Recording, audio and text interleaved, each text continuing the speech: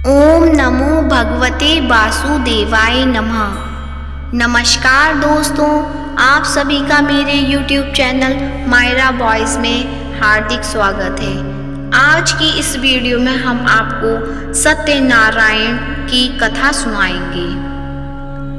कथा सुनने से पहले आप सभी से अनुरोध है कि वीडियो पसंद आए तो वीडियो को लाइक कीजिए, ज़्यादा से ज़्यादा शेयर कीजिए।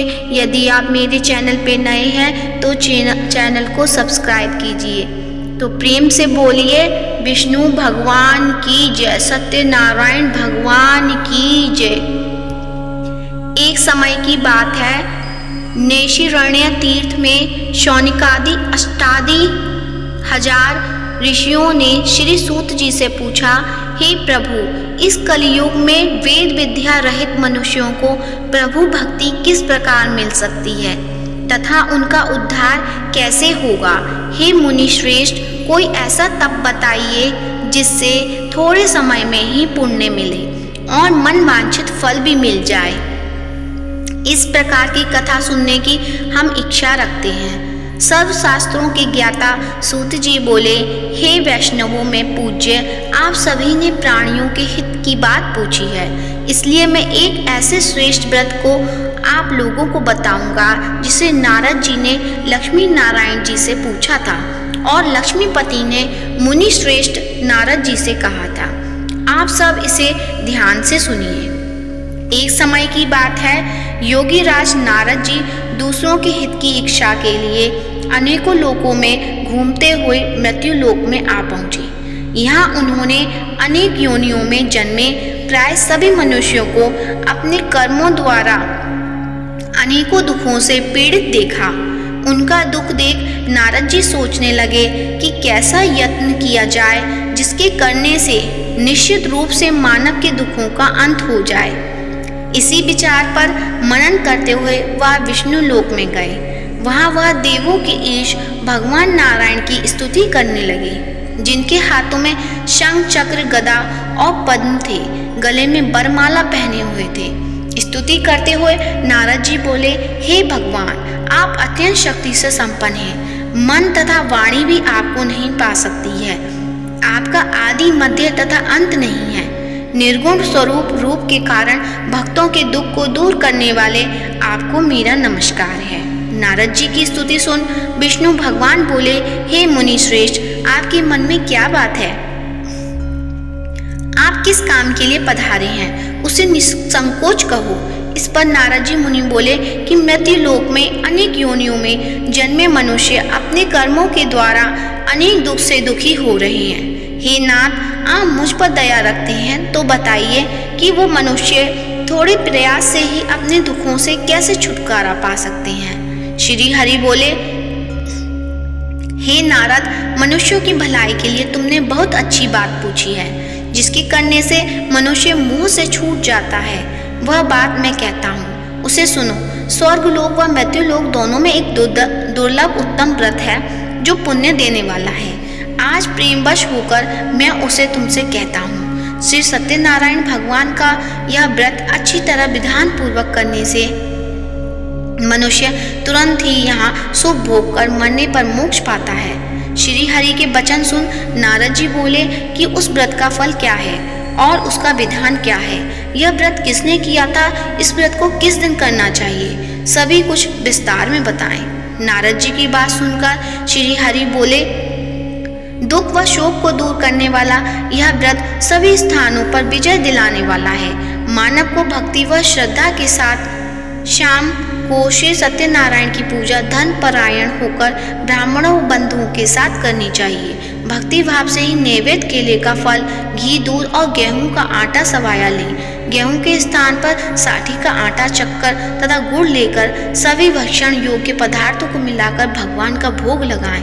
ब्राह्मणों सहित बंधु बांधवों को भी भोजन कराएं। उनके बाद स्वयं भोजन करें। भजन कीर्तन के साथ भगवान भक्ति में लीन हो जाएं। इस तरह से सत्यनारायण भगवान का यह व्रत करने पर मनुष्य की सारी इच्छाएं निश्चित रूप से पूरी होती हैं। इस कलिकाल अर्थात कलयुग में मृत्यु लोक में मोक्ष का यही सरल उपाय है।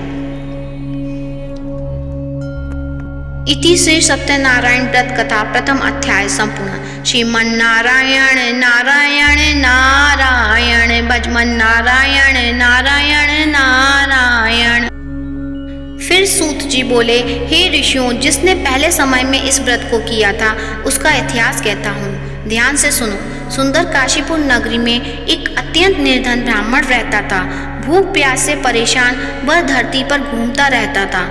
ब्राह्मणों से प्रेम करने वाले भगवान ने एक दिन ब्राह्मण का वेश धारण कर उसके पास जाकर पूछा, हे विप्र, नित्य दुखी होकर तुम पृथ्वी पर घूम रहे हो क्यों?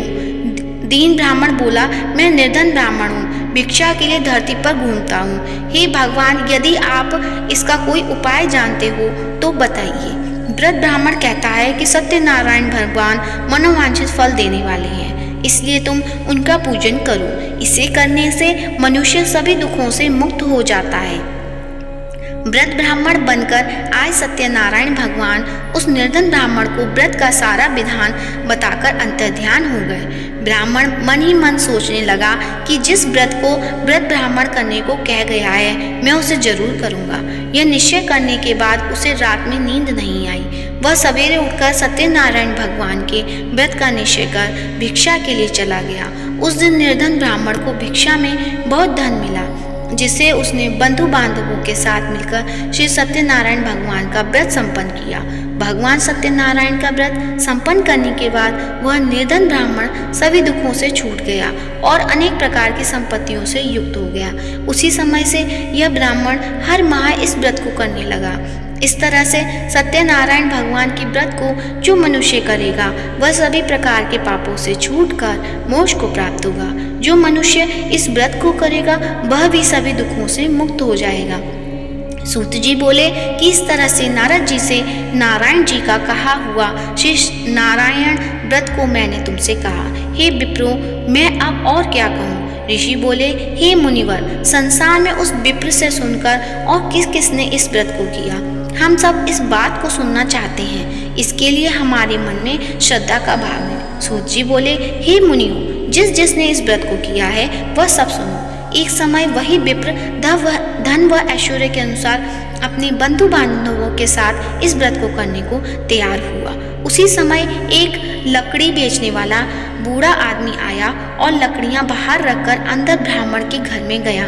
प्यास से दुखी वह लकड़हारा उसको व्रत करते देख विप्र को नमस्कार कर पूछने लगा कि आप यह क्या कर रहे हैं तथा इसे करने से क्या फल मिलेगा, कृपया मुझे भी बताएं। ब्राह्मण ने कहा कि सभी मनोकामनाओं को पूरा करने वाला यह सत्यनारायण भगवान का व्रत है। इनकी कृपा से ही मेरे घर में धन धान्य आदि की वृद्धि हुई है। विप्र से सत्यनारायण व्रत के बारे में जानकर लकड़हारा बहुत प्रसन्न हुआ। चरणामृत लेकर वह प्रसाद खाने के बाद वह अपने घर गया।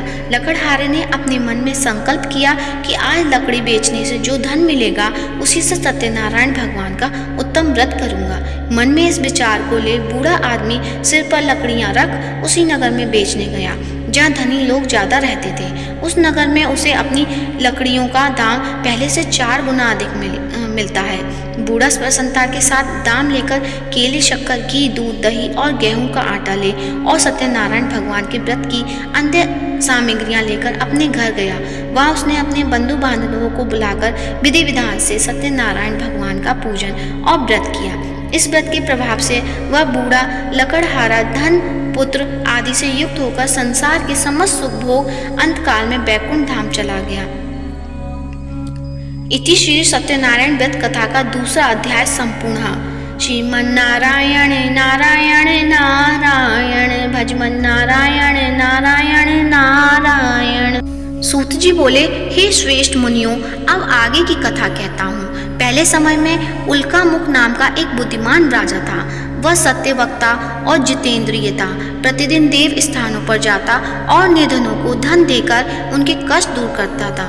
उसकी पत्नी कमल के समान मुख वाली तथा सती साध्वी थी। भद्रशिला नदी के तट पर उन दोनों ने श्री सत्यनारायण भगवान का व्रत किया। उसी समय साधु नाम का एक वैश्य आया। उसके पास व्यापार करने के लिए बहुत सा धन भी था।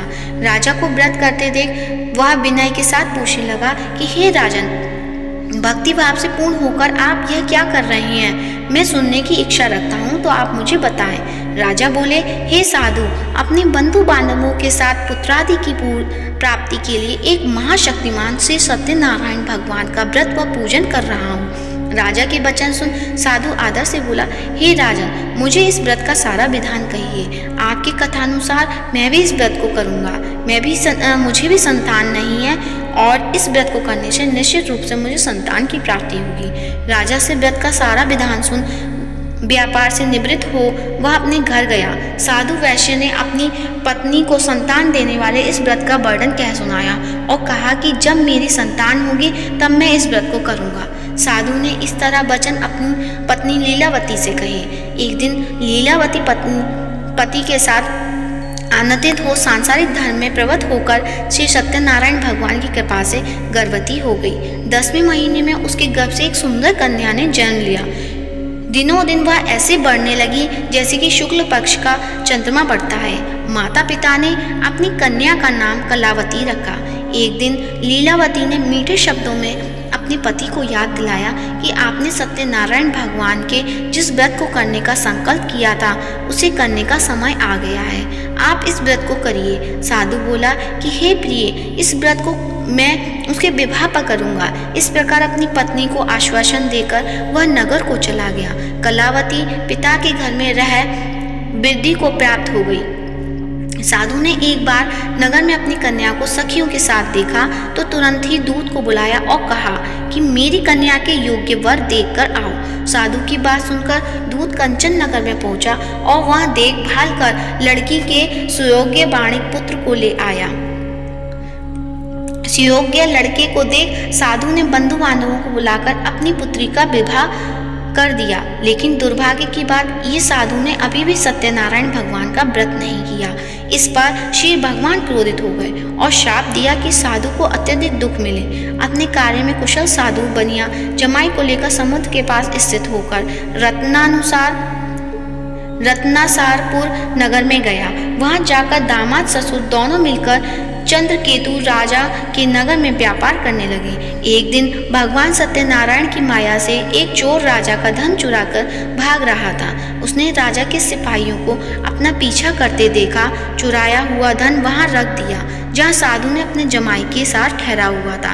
राजा के सिपाहियों ने साधु वैश्य के पास राजा का धन पड़ा देखा तो वह ससुर जमाई दोनों को बांधकर प्रसन्नता से राजा के पास गए और कहा कि उन दोनों चोरों हम पकड़ लाए हैं, आप आगे की कार्रवाई की आज्ञा दें। राजा की आज्ञा से उन दोनों को कठिन कारावास में डाल दिया गया और उनका सारा धन भी उनसे छीन लिया गया। श्री सत्यनारायण भगवान से शाप से साधु की पत्नी भी बहुत दुखी हुई। घर में जो धन रखा था उसे चोर चुरा ले गए। शारीरिक तथा मानसिक पीड़ा व भूख प्यास से अति दुखी हो अन्न की चिंता में कलावती के ब्राह्मण के घर गई। वहां उसने सत्यनारायण भगवान का व्रत होते देखा, फिर कथा भी सुनी। वह प्रसाद ग्रहण कर वह रात को वापस घर आई। माता के कलावती से पूछा कि हे पुत्री, अब तक तुम कहाँ थी? तेरे मन में क्या है? कलावती ने अपनी माता से कहा, हे माता, मैंने एक ब्राह्मण के घर में श्री सत्यनारायण भगवान का व्रत देखा है। कन्या के वचन सुन लीलावती भगवान के पूजन की तैयारी करने लगी। लीलावती ने परिवार व बंधुओं सहित श्री सत्यनारायण भगवान का पूजन किया और उनसे वर मांगा कि मेरे पति तथा जमाई शीघ्र घर आ जाए। साथ ही यह भी प्रार्थना की कि हम सबका अपराध क्षमा करें। श्री सत्यनारायण भगवान इस व्रत से संतुष्ट हो गए और राजा चंद्रकेतु को सपने में दर्शन दे कहा कि राजन, तुम उन दोनों वैश्यों को छोड़ दो और तुमने उसका जो धन लिया है उसे भी वापस कर दो। अगर ऐसा नहीं किया तो मैं तुम्हारा धन, राज्य व संतान सभी को नष्ट कर दूंगा। राजा को यह सब कहकर वह अंतर्ध्यान हो गए। प्रातःकाल सभा में राजा ने अपना सपना सुनाया, फिर बोले कि वणिक पुत्रों को कैद से मुक्त कर सभा में लाओ। दोनों ने आते ही राजा को प्रणाम किया। राजा मीठी वाणी में बोला, हे महानुभावों, भाग्यवश ऐसा कठिन दुख तुम्हें प्राप्त हुआ, लेकिन अब तुम्हें कोई भय नहीं है। ऐसा कह राजा ने उन दोनों को नए वस्त्रादु भूषण भी पहनाए और जितना धन उनका लिया था उससे दुगना धन वापस कर दिया। दोनों वैश्य अपने घर को चल दिए। सत्यनारायण व्रत कथा तृतीय अध्याय संपूर्ण। श्रीमन्नारायण नारायण नारायण भजमन नारायण नारायण नारायण। सूत जी बोले, वैश्य ने मंगलाचार कर अपनी यात्रा आरंभ की और अपने नगर की ओर चल दिए। उनके थोड़ी दूर जाने पर एक दंडी वैश्यधारी श्री सत्यनारायण ने उनसे पूछा, हे साधु, तेरी नाप में क्या है? अभिवाणी वणिक हंसता हुआ बोला, हे दंडी, आप क्यों पूछते हो? क्या धन लेने की इच्छा है? मेरी नाव में तो बैल व पत्ते भरे हुए हैं। वैश्य के कठोर वचन सुन भगवान बोले, तुम्हारा वचन सत्य हो। दंडी ऐसे वचन कह वहां से दूर चले गए। कुछ दूर जाकर समुद्र के किनारे बैठ गए। दंडी के जाने के बाद साधु वैश्य ने नित्य क्रिया के पश्चात नाव को ऊंची उठाते देखकर अचंभा माना और नाव में बेल पत्ते आदि देखकर मूर्छित हो जमीन पर गिर पड़ा। मूर्छा खुलने पर वह अत्यंत शोक में डूब गया। तब उसका दामाद बोला कि आप शोक न मनाएं, यह दंडी का शाप है, इसलिए हमें उनकी शरण में जाना चाहिए, तभी हमारी मनोकामना पूरी होगी।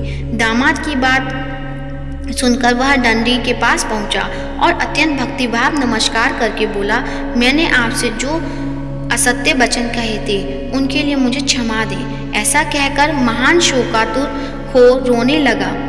तब दंडी भगवान बोले, हे वणिक पुत्र, मेरी आज्ञा से बार बार तुम्हें दुख प्राप्त हुआ है, तुम मेरी पूजा से विमुख हुआ।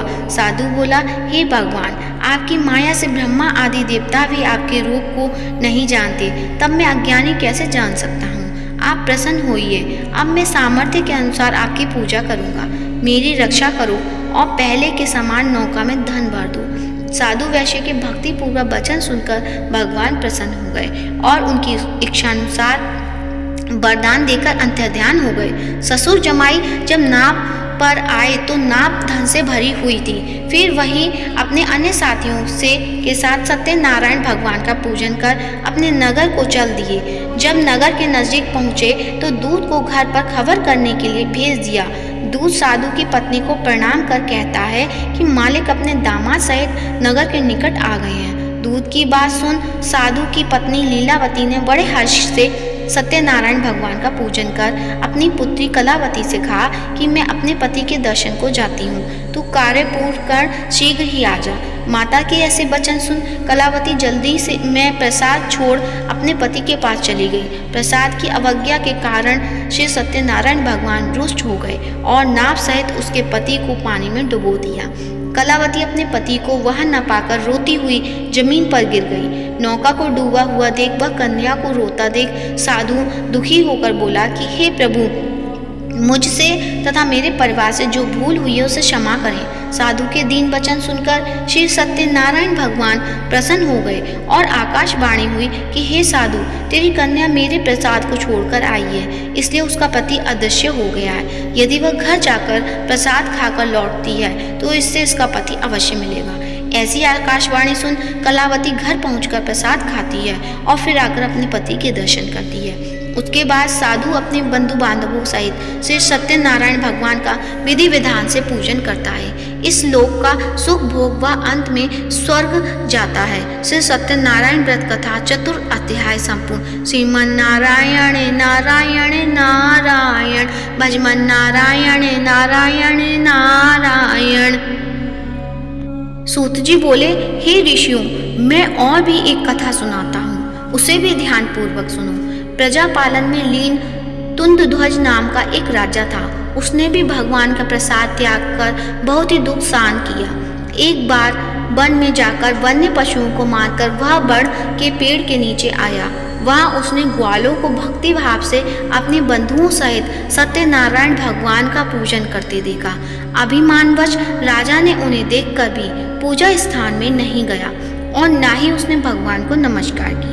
ग्वालों ने राजा को प्रसाद दिया, लेकिन उसने वह प्रसाद नहीं खाया और प्रसाद को वहीं छोड़ वह अपने नगर को चला गया। जब वह नगर में पहुंचा तो वहाँ सब कुछ तहस नहस हुआ पड़ा और वह शीघ्र ही समझ गया कि यह सब भगवान ने ही किया है। वह दोबारा ग्वालों के पास पहुंचा और विधि पूर्वक पूजा करके प्रसाद खाया तो श्री सत्यनारायण भगवान की कृपा से सब कुछ पहले जैसा हो गया।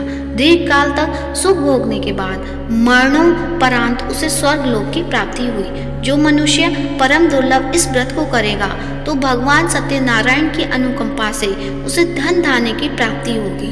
निर्धन धनी हो जाता है और भय मुक्त हो जीवन जीता है। संतानहीन मनुष्य को संतान सुख मिलता है और सारे मनोरथ पूर्ण होने पर मानव अंत काल में बैकुंठ धाम को जाता है। सूत जी बोले, जिन्होंने पहले इस व्रत को किया है अब उसके दूसरे जन्म की कथा कहता हूँ। व्रत शतानंद ब्राह्मण ने सुदामा का जन्म लेकर मोक्ष की प्राप्ति की। लकड़हारे ने अगले जन्म में निषाद बनकर मोक्ष प्राप्त किया। उल्कामुख नाम का राजा दशरथ होकर बैकुंठ को गए। साधु नाम के वैश्य ने मोर ध्वज बनकर अपने पुत्र को आरे से चीरकर मोक्ष पाया। महाराज तुंग ध्वज ने स्वयंभू होकर भगवान में भक्ति युक्त होकर मोक्ष पाया। बोल सत्यनारायण भगवान की जय। श्रीमन नारायणे नारायणे नारायणे भजमन नारायण नारायणे नारायण।